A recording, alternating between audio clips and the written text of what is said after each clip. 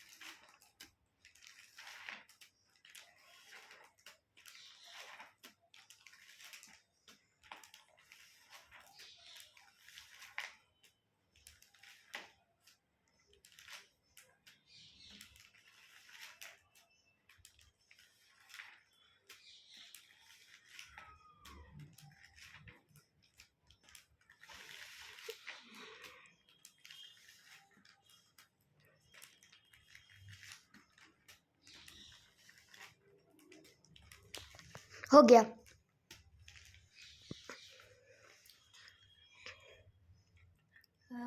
First मुझे 7 stories I हैं।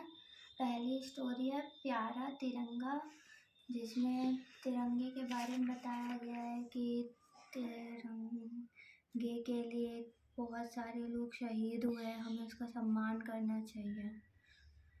Second story है उपकार का बदला। तो एक जंगल में एक शेर रहा करता था।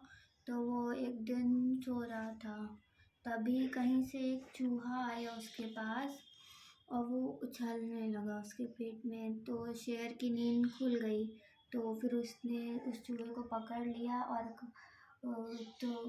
लिया तो चूहे ने कहा कि महाराज मुझे छोड़ दे, मैं आपके उपकार का बदला ज़रूर करूँगा।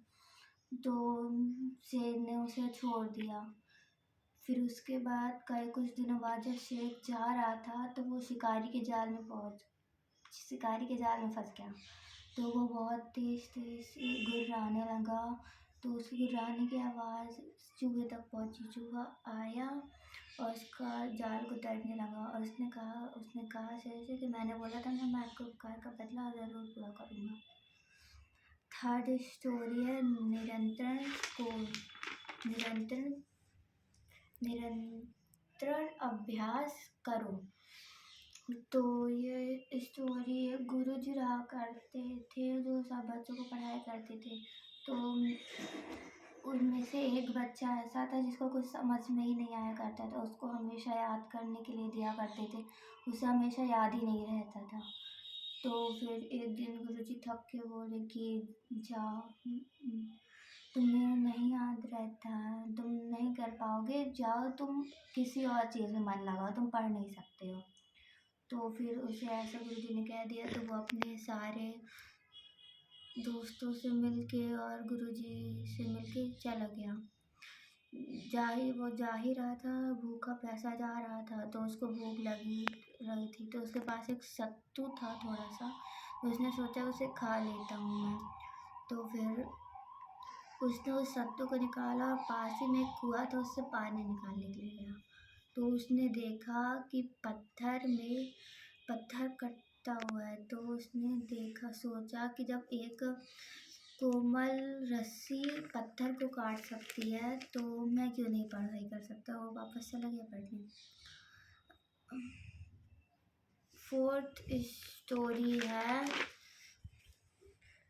सबके परम पिता भगवान। तो उसमें बताया गया है कि ये पूरी सृष्टि भगवान ने बनाई है। सूरज, चांद, सितारे सब कुछ भगवान ने बनाए हैं। भगवान ने हमें बादल दिए हैं जिससे बारिश होती है और खेत में अनाज उगता है जो हम खाते हैं। पेड़ दिए हैं जिसमें फल उगते हैं और हम उसे खाते हैं। हवा दी है सांस लेने के लिए और सूरज दिया है जिससे उजाला रहता है। फिफ्थ स्टोरी है मूर्ख कछुआ। तो एक झील पे दो हंस और एक कछुआ रहा करते थे। एक बार बहुत दिन हो गए और साल हो गए, बारिश नहीं हुई, तो झील का पानी सूख गया। तो हंस लोगों ने सोचा अब हम लोग चले जाते हैं कहीं दूसरी झील में। तो वो उड़ के जा रहे थे, तो कछुए ने बोला कि तुम मुझे कैसे छोड़ के जा सकते हो। तो उसने बोला कि तुम तो उड़ ही नहीं सकते, हम उड़ के जा रहे थे। तो फिर उन्होंने हंस ने दिमाग लगाया और दोनों ने अपने अपने मुँह से एक डंडा पकड़ लिया। कछुए से कहा कि तुम बस चल, हम तुमको ले तो जाएंगे पर रास्ते में कुछ बोलना नहीं। तो कछुए ने बोला ठीक है। फिर डंडा लगा लिया और उसको अपने मुंह से दबा लिया कछुए ने। फिर वो लोग उड़ने लगे। रास्ते में सब लोग देख रहे थे कि कैसे दो हंस उड़ रहे हैं और बीच में कछुआ भी उनके साथ है। तो सब लोग देख के, सारे गाँव वाले देख के हैरान थे। तभी एक गांव से वो लोग गुजर रहे थे, तभी उन्हें छोटे बच्चे देखे। तो उन्हें बच्चों ने जोर से चिल्ला के बोला, देखो दो हंस एक मूर्ख कछुए को ले जा रहे हैं। और ये कछुए से सहा नहीं गया। कछुए ने बोल पड़ा कि मैं मूर्ख नहीं हूँ, और वो गिर गया। अब छठवीं स्टोरी है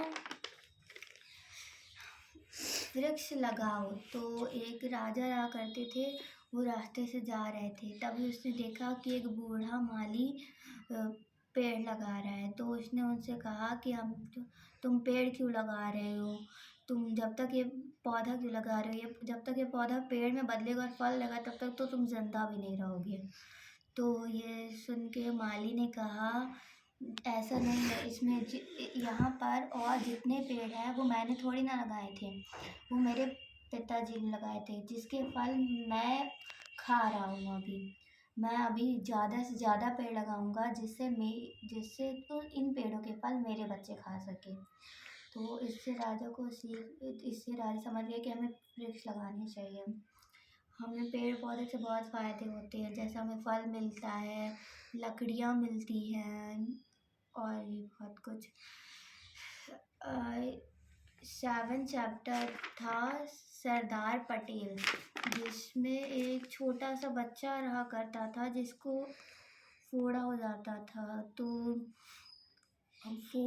उसके घर वाले बहुत परेशान थे क्योंकि वो फोड़ा बहुत बड़ा था।